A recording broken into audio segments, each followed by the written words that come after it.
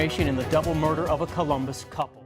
In the search for answers after a husband and wife were found shot to death in their home in Wineland Park. We continue to follow a double homicide in Columbus that has drawn national attention. What a Friday it was, one of those days when a case that has haunted a community suddenly becomes clearer, darker, and far more disturbing. An Ohio grand jury has now officially indicted Dr. Michael McKe, a 39-year-old vascular surgeon, in the double homicide of Mon'nique Tepee and her husband, Dr. Spencer Tepe. With the indictment filed on January 16, 2026, prosecutors have laid out their most detailed account yet of how they believe this crime unfolded, and what emerges is a story of planning silence and calculated violence. According to court records, the killings were not spontaneous. They were not chaotic. Investigators allege they were carefully executed, using a firearm equipped with a suppressor, fired behind a locked bedroom door, while two young children slept just feet away. This is Hidden True Crime, and tonight, we're breaking down exactly what prosecutors say happened, what evidence led to this indictment, and why this case is so deeply unsettling. Who is Michael McKe? Michael McKe is not someone who fits the public stereotype of a violent criminal. He is a trained vascular surgeon. At the time of the killings, he was living and working in Illinois, employed at OSF St. Anthony Medical Center. He and Mon'nique were married in the summer of 2015, but their relationship deteriorated quickly. The marriage lasted only 7 months before separation, with the divorce finalized in 2017. Family members say McKe did not want the divorce, not then, and possibly not ever. Mon'nique moved on. She rebuilt her life. She remarried Dr. Spencer Tepe, and together they formed a family in Columbus, Ohio. But according to those closest to her, Michael McKe never truly let go. The murders December 30, 2025. In the quiet, fragile hours before dawn on December 30, a tragedy unfolded behind the closed doors of a modest home in the Wineland Park neighborhood of Columbus, one that would leave a community shaken and investigators searching for answers. Inside that house, Mon'nique and Spencer Tepe were found shot to death. Their lives abruptly ended in what police now believe was a horrifyingly intimate and contained act of violence. It did not happen in a public space or during a chaotic struggle across the home. According to investigators, it happened in the one place meant to offer safety, their locked master bedroom. What makes the scene even more haunting is who else was there. Inside the same house, just walls away, were the couple's two children, a 4-year-old daughter and a 1-year-old son. They were physically unharmed, but the psychological weight of that morning would linger far longer than any visible injury. The children did not witness the shootings themselves, but they were present for the aftermath, surrounded by silence, confusion, and fear, too young to fully understand what had happened yet old enough to feel that something was terribly wrong. Police later confirmed a crucial and chilling detail: the bedroom door was locked from the inside. There were no signs of forced entry into the home, no broken windows, no ransacked rooms. This was not the aftermath of a burglary gone wrong or a random intrusion in the night. Whatever happened, it occurred behind a door that had been intentionally closed and secured. When first responders and investigators processed that detail, it fundamentally shaped the direction of the case. A locked bedroom door immediately narrows possibilities, raising unsettling questions about what unfolded in those final moments. The discovery of the crime did not come from a routine patrol or a neighbor hearing gunshots in the night. It came instead from concern that Spencer Tepe had not shown up for work. When he failed to arrive and could not be reached, 3 of his co-workers decided to check on him. It was an ordinary act of human worry, the kind that happens every day, and yet it would lead them into a scene none of them could have imagined. Using a key code on the back door, the co-workers entered the home. At first, nothing seemed overtly wrong. The house was quiet, too quiet. As they moved through the space, they eventually reached the master bedroom. The door was closed and locked. They knocked. No response. They tried again. Still nothing. Growing increasingly uneasy, they made the decision no one ever wants to make. They forced the door open. What they found inside was devastating. Mon'nique and Spencer lay dead, victims of gunshot wounds. Their lives ended in the room they shared. The reality of the scene hit instantly, and panic set in. One of the men rushed outside, dialing 911 with shaking hands. As he spoke to the dispatcher, another disturbing detail emerged, one that would later echo through reports and courtrooms alike. From inside the house, he could hear children crying. Those cries cut through the stillness of the morning. They were not the sounds of brief fussing or restless sleep. They were desperate, sustained cries, pleas from children who had been alone for hours, surrounded by a silence broken only by their own fear. The dispatcher stayed on the line as the man described what he was hearing, his voice strained as the weight of the moment became unmistakably real. Inside, the children were exactly where their parents had last left them. The 1-year-old was trapped in a crib, unable to move or understand why no one was coming. The 4-year-old, older and more aware, was likely grappling with confusion and terror, sensing that something irreversible had happened. She may not have known the word death, but she knew absence. She knew the house felt wrong. She knew her parents were not responding. By the time police arrived, the reality of the scene was fully apparent. Investigators began their methodical work, documenting the locked bedroom door, the lack of forced entry, and the positioning inside the room. Every detail mattered. Every detail told a story, or withheld one. The locked door in particular stood out, a silent witness that suggested the violence did not involve an outside intruder entering the bedroom. It was a fact that would shape public understanding and fuel painful speculation. Yet beyond the forensic evidence and investigative questions lies the human core of this tragedy. 2 lives were lost in a moment of irreversible violence. 2 children were left behind, their earliest memories now forever shadowed by that morning. And a group of co-workers, who simply went looking for a friend who missed work, were forced into the role of first witnesses to unimaginable loss. The most haunting image may not be the locked door or the forced entry, but the sound of crying children heard through a phone line, echoing out of a house that had become, in a matter of hours, a crime scene. It is a reminder that violence rarely ends with its immediate victims. It radiates outward, touching everyone who comes near it, and leaving behind questions that may never fully be answered. Surveillance, vehicles, and a 325-mile journey. Columbus Police Chief Elaine Bryant would later step before the public with an update that shifted the entire trajectory of the investigation. Until that moment, much of what surrounded the deaths of Mon'nique and Spencer Tepee was defined by unanswered questions, speculation, and the haunting mystery of a locked bedroom door. But now, investigators believe they had identified a man whose movements placed him dangerously close to the center of the crime. His name was McKe. According to Chief Bryant, surveillance footage captured an individual walking through a dark alley near the Tepe home on the night of the murders. The footage itself was grainy, taken under poor lighting conditions, but investigators were confident in their assessment. Based on clothing, physical characteristics, and timing, police believed the man in the video was McKe. The alley was not a high-traffic area. It was not a shortcut commonly used by pedestrians. Whoever was walking there that night had a reason to be there, and that reason appeared to intersect with the final hours of the Tepees' lives. But the video alone was not enough. Investigators needed to answer the most critical question of all: how did this individual get there? That answer came from a source that has become increasingly central to modern criminal investigations: license plate reader data.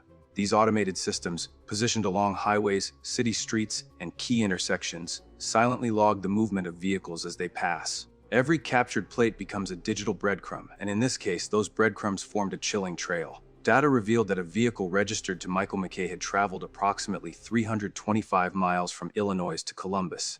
This was not a casual drive or a coincidental detour. The distance alone suggested planning, intention, and effort. More unsettling still was the timing. The vehicle arrived in Columbus shortly before the murders occurred. Then, just as quietly, it left shortly afterward, retracing its path away from the city. To investigators, the implication was impossible to ignore. This was not a person already in town. This was not someone passing through on unrelated business. This was someone who drove hundreds of miles, arrived at a very specific window of time, and departed immediately after 2 people were killed. When paired with the surveillance footage near the crime scene, the data painted a picture that was becoming increasingly difficult to dismiss as coincidence. Police analysts overlaid the license plate reader data with known timelines from the investigation. They mapped the vehicle's route, noting when it entered Ohio, when it reached Columbus, and how close it came to the Welland Park neighborhood. Each data point tightened the window. Each timestamp aligned more closely with the estimated time of the murders. By the end of that analysis, investigators were confident enough to say publicly that McKe was in the area at the critical time. Yet even with this mounting evidence, authorities were careful in how they framed their conclusions. Chief Bryant emphasized belief, not certainty. Investigators believed McKe was the individual seen on camera. They believed his vehicle's movements were significant. But belief, no matter how strong, still had to be supported by proof that could stand up in court. And so the investigation pressed forward. What made this case particularly complex was the nature of the crime scene itself. The locked bedroom door raised difficult questions about access and intent. How did someone enter the home? How did they reach the bedroom? And how did they leave without leaving obvious signs of forced entry? These questions demanded answers that went beyond video footage and vehicle data. Investigators began examining every possible connection between McKe and the Tepees. They looked into prior communications, digital footprints, financial records, and travel history. They scrutinized cell phone data, searching for pings that could further confirm his presence in Columbus and narrow his movements down to specific streets and times. Each layer of evidence was treated like a piece of a larger puzzle, valuable on its own, but far more powerful when combined. The surveillance video became especially significant in this context. Walking through a dark alley near the victim's home was not illegal on its own, but paired with a 325-mile drive and precise timing, it took on a far more ominous meaning. Investigators considered whether the alley provided concealment, whether it offered a discreet approach or escape route, and whether it had been deliberately chosen. They revisited the footage repeatedly, slowing it down, enhancing it, and comparing it to known images of McKe. At the same time, police worked to rule out alternative explanations. Could the vehicle data be misinterpreted? Could someone else have been driving the car? Could the figure in the alley be another individual entirely? These questions were not just defensive, they were necessary. Any weakness left unaddressed could later unravel the case. And yet, as each avenue was explored, the evidence continued to converge. The vehicle's arrival and departure times did not drift. The surveillance footage did not contradict the timeline. Instead, the pieces reinforced one another, forming a narrative that suggested deliberate movement toward a single destination, followed by an immediate retreat. Still, investigators knew they were not finished. Presence near a crime scene, even at the right time, does not automatically equate to guilt. Motive, opportunity, and direct linkage to the act itself still had to be established. Chief Bryant made it clear this was a major development, but not the final word. Behind the scenes, detectives continued their work, knowing that whatever came next would need to answer the most pressing question of all. Not just whether Michael McKe was there, but why. And until that question was fully resolved, the case remained open, tense, and far from complete. Because for investigators, the data had spoken loudly, but it was not the last thing they needed to hear: the gun and the suppressor. As the investigation deepened, one discovery would emerge as one of the most consequential and chilling pieces of evidence in the entire case. A firearm recovered from Michael McKe's residence in Illinois was no longer just another object seized during a search. It became, according to prosecutors, a direct and devastating link between McKe and the deaths of Mon'nique and Spencer Tepee. After locating and securing the weapon, investigators turned to the National Integrated Ballistic Information Network, known as MBIN. This federal system functions like a fingerprint database for firearms, allowing analysts to compare microscopic markings left on shell casings and bullets. Every gun leaves behind unique tool marks, tiny, nearly invisible signatures created when a round is fired. When those markings match, the conclusion is powerful: the same weapon was used. Analysts fed the firearm recovered from McKe's home into the system and compared it against evidence collected from the Tepe residence. The results were striking.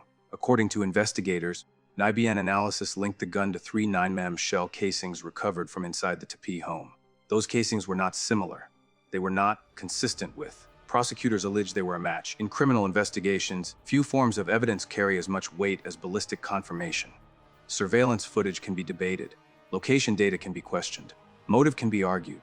But when a weapon recovered hundreds of miles away is scientifically tied to shell casings found beside 2 murder victims, the conversation changes.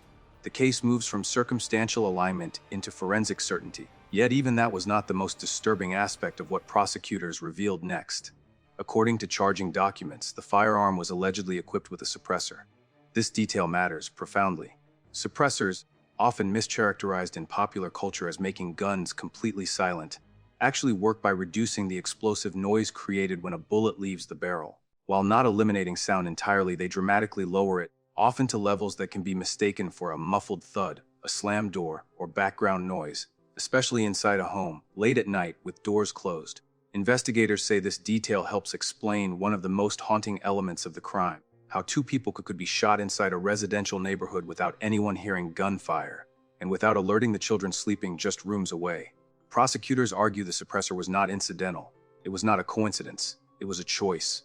In their view, the use of a suppressed firearm supports a theory of intent, not just to kill, but to kill quietly, to carry out violence without triggering panic, without waking neighbors, without alerting the children until it was too late for anyone to intervene. This detail also reframes earlier questions investigators had struggled to answer.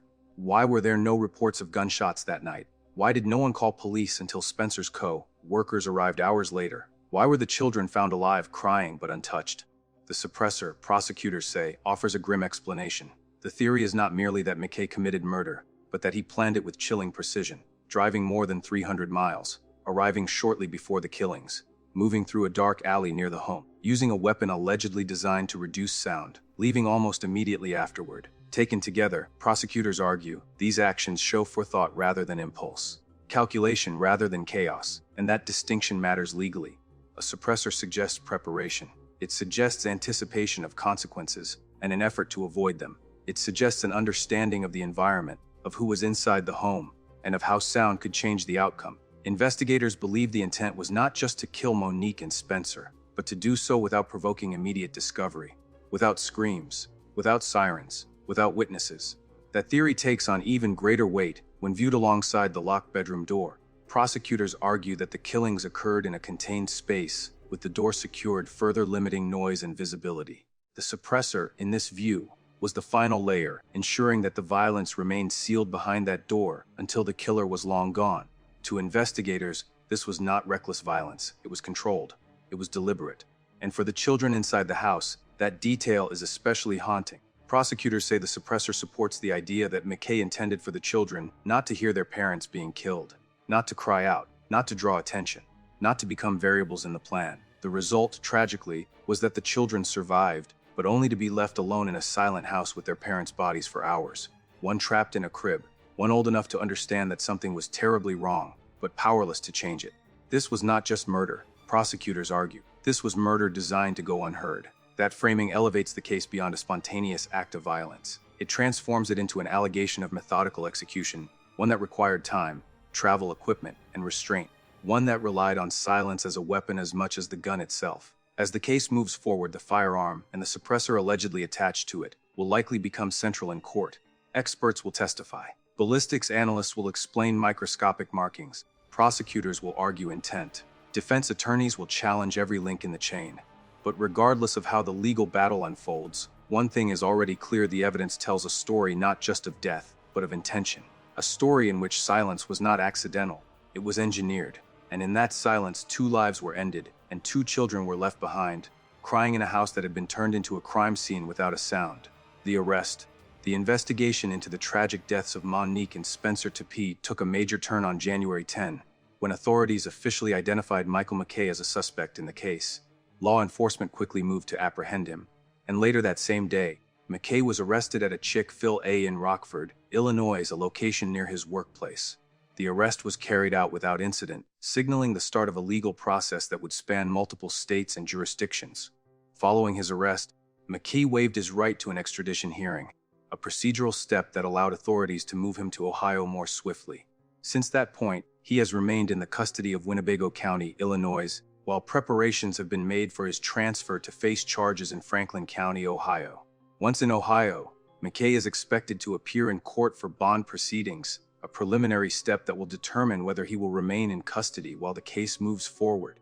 At this stage, public records indicate that no attorney has yet been listed as representing him in Ohio, a detail that may influence the timeline of his initial court appearances. Legal experts note that the assignment of representation will be crucial, as McKe's defense team will have the opportunity to challenge evidence, question procedures, and prepare for the prosecution's case, which at this point includes surveillance footage, license plate data, and ballistic evidence linking him to the Tepe murders. Meanwhile, McKe's employer, OSF St. Anthony Medical Center, released a brief statement confirming full cooperation with authorities. The statement did not provide further comment on McKe personally, but emphasized the organization's commitment to assisting law enforcement in any way necessary. This cooperation is significant because law enforcement may seek records related to his work schedule, location tracking, or other information that could help establish his movements before and after the murders. The arrest of McKe marks a critical juncture in a case that had already captivated the public and dominated local headlines. Investigators have, over the weeks leading up to this point, meticulously pieced together a timeline that places McKe in the vicinity of the Tepe home at the time of the murders. The combination of surveillance video, license plate tracking data showing his 325-mile journey from Illinois to Columbus, and the recovery of a firearm allegedly used in the killings all contributes to what prosecutors describe as a compelling and coordinated set of evidence. Although the arrest itself brings a sense of closure in terms of identifying a suspect, it also raises new questions and challenges. How will McKe respond to the charges once he appears in Ohio court? What role will his travel and planning play in establishing premeditation? And how will the presence of a suppressor on the alleged murder weapon, combined with the carefully timed journey, influence the case moving forward? For the Tepee family and the Columbus community, the arrest is a bittersweet development. While the apprehension of a suspect provides a step toward justice, it also underscores the horrifying premeditation and careful planning investigators believe went into the murders. For the two children left behind, it may mark the beginning of a long, painful legal process as their parents' killer faces prosecution. As authorities prepare to transfer McKe to Ohio, law enforcement officials and prosecutors are focused on ensuring that every piece of evidence is preserved and presented in court. The coming weeks will likely involve extensive coordination between Illinois and Ohio authorities, from the logistics of transfer to the preparation of witness testimony and expert analysis. Every detail, from the surveillance footage in Columbus to the ballistic evidence linked to McKe's firearm, will play a central role in building the prosecution's case. Ultimately, the arrest of Michael McKe represents a turning point in the Tepe murder investigation. It moves the case from the realm of unanswered questions and active searches into the formal judicial system, where evidence will be tested, arguments made, and accountability sought. While the path to justice is only beginning, law enforcement officials are signaling their intent to pursue the matter thoroughly, aiming to bring resolution to a case that has shocked the community and highlighted the devastating consequences of premeditated violence. The Indictment 5 serious charges. The January 16 indictment charges McKe with 4 counts of aggravated murder, 1 count of aggravated burglary. Each count includes firearm specifications, and every murder count includes suppressor specifications, which carry mandatory additional prison time if convicted. Under Ohio law, aggravated burglary does not require theft, only unlawful entry into an occupied structure with intent to commit a crime. Investigators emphasize that nothing was taken from the home, reinforcing the belief that McKe entered for one purpose only: violence. Breaking down the charges. Count 1. Prosecutors allege McKe purposely and with prior calculation caused the death of Mon'nique Tepee using a suppressed firearm. Count 2. The same charge applies to Spencer Tepe. Count 3. Aggravated burglary, alleging McKe trespassed by force, stealth, or deception into an occupied home while armed. Counts 4 and 5. Aggravated murder committed during the course of that burglary. 1 count for each victim. This structure gives prosecutors multiple paths to conviction, covering premeditation, felony murder, and firearm enhancements. Notably, the indictment does not include capital specifications, meaning prosecutors are not currently seeking the death penalty. Why the evidence is so strong? Former prosecutor and defense attorney R.J. Deering says the ballistic evidence alone creates a major hurdle for the defense. Once shell casings at the scene match a weapon in the suspect's possession, one of the 2 biggest questions in a murder case is answered: who did it? At that point, defense teams often pivot, not to identity, but to motive. The children left behind. Inside the Tepe home, the emotional devastation was immediate. The 4-year-old daughter was described by family as inquisitive, intuitive, and expressive. Spencer's brother-in-law, Rob Mesa, said she would swing between playfulness and sudden seriousness, moments where it was clear she sensed the loss. Extended family members have taken both children in and are relying on professional guidance to help explain the unexplainable. As one cousin said, "We have a village. Our family just got bigger." Allegations of abuse and fear. Family members have been candid in describing Mon'nique's past relationship with Michael McKe, shedding light on a troubling history that, according to them, foreshadowed the tragic events of December 30. Rob Mesa, a relative close to Mon'nique, spoke openly about the abuse she endured during her marriage to McKe. He recounted that McKe engaged in repeated emotional abuse and, on multiple occasions, directly threatened Mon'nique's life. The threats were not subtle or fleeting. They were pointed, explicit, and terrifying, leaving Mon'nique in a constant state of fear. She was willing to do anything to get out, Mesa recalled, emphasizing the desperation she felt. Family members described Mon'nique as vocal about her fears, often expressing to those closest to her how unsafe she felt in the marriage. Her apprehension was not limited to private moments. It permeated her daily life, shaping her decisions, interactions, and emotional state.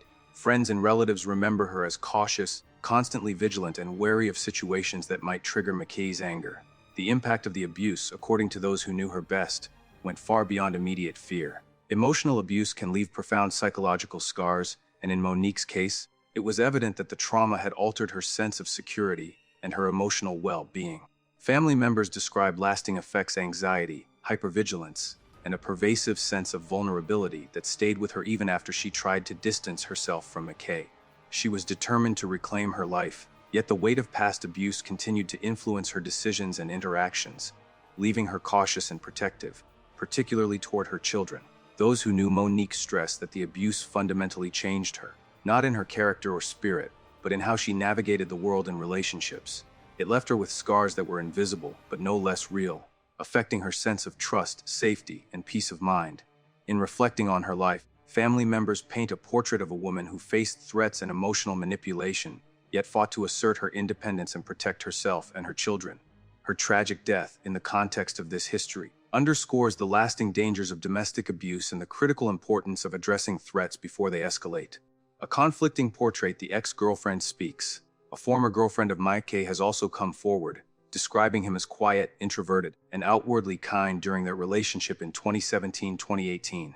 She says McKe told her his version of the divorce, claiming Mon'nique disappeared suddenly, taking everything and leaving him devastated. She describes him as emotionally closed off, unable to form deep connections, someone who kept walls up. Her story doesn't negate the abuse allegations. Instead, it adds complexity, illustrating how abusers often present very differently to outsiders. The alibi theory. According to a source, McKe worked on December 29 and had a cot reserved at the hospital. Investigators believe he may have left his cell phone behind, driven to Columbus, committed the murders, and returned in time to clock in by 11:10 a.m. on December 30. Federal authorities reportedly contacted the hospital in early January to verify his movements. If proven, this would suggest a deliberate attempt to create an alibi, a clerical error, and a question of motive. One strange detail has caught attention. In June 2025, Mon'nique and McKe's divorce case was accidentally reopened due to a clerical error. The notice was quickly struck from the docket, but questions remain. Was any automated correspondence sent? Did McKe receive notice? Could it have reignited unresolved obsession? At this point, this remains pure speculation, but investigators continue to explore motive. Friends describe control and obsession. A friend who knew the couple early on says McKe showed controlling tendencies from the beginning, manipulative, subtle, always steering outcomes while appearing reasonable. After the divorce, Mon'nique rebuilt her life. She found happiness. According to friends, McKe did not. He thought she needed him, one friend said. For her to thrive without him destroyed his fragile ego. Where the case stands now. The indictment paints a chilling picture, a quiet entry, a suppressed weapon, children asleep nearby, a man willing to travel hundreds of miles to carry out what prosecutors say was a calculated act of violence. As this case moves forward, investigators will continue examining evidence, witness statements, and motive. For now, 2 lives are gone, 2 children remain, and a family searches for justice. We will continue following every development, listening to the families, tracking the court proceeding, and bringing you updates as they unfold.